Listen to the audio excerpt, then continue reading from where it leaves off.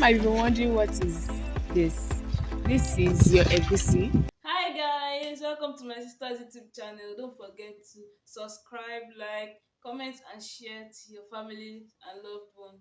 She remains your favorite YouTuber, Glory Patrick. Bye. Hi guys, this is 8:18 in the morning and I'm going to farm already.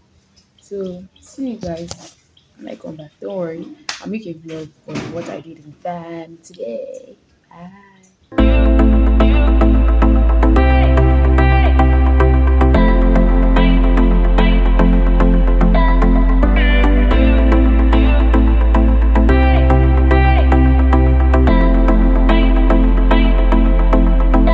I know you might be wondering what is this.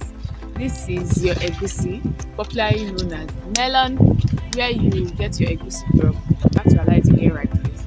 And after that, you break it, then you see your seedlings inside, then you collect it, then you dry it. So you see, I'm not a farmer by chance, but I'm a farmer by profession. Yeah. By force.